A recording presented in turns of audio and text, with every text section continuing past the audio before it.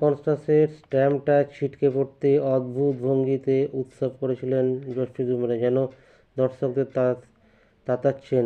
অনেকেরই তখন মনে পড়ে গেছিল বৃহস্পতিবার অস্ট্রেলিয়া প্রথম ইনিংসের কথা। বুমরার 1 ওভারে 18 রান তুলে নিয়ে ঠিক একই ভঙ্গিতে দর্শকদের তাড়াতে দেখা গেছিল কনস্টাসকে।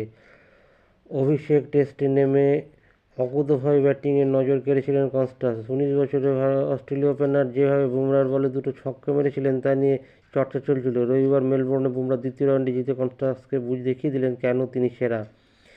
শুধু 4 উইকেট নিয়ে অস্ট্রেলিয়ার দ্বিতীয় ইনিংসে ভাঙন ধরানোই নয়, বুমরা একই সঙ্গে এদিন পৌঁছে গেলেন টেস্টের 200তম শিকারের মাইলফলকেও। ভারতীয় পেসারদের মধ্যে যা দ্রুততম। ভারতের কাঁটা হিসেবে তাকে ধরা হয়। অ্যাডিলেডে আর ব্রিসবেনে পরপর 17 রান করা সেই ট্র্যাভিস হেডের উইকেট নিয়ে 200 উইকেটে পৌঁছান বুমরা। টেস্টে দ্রুততম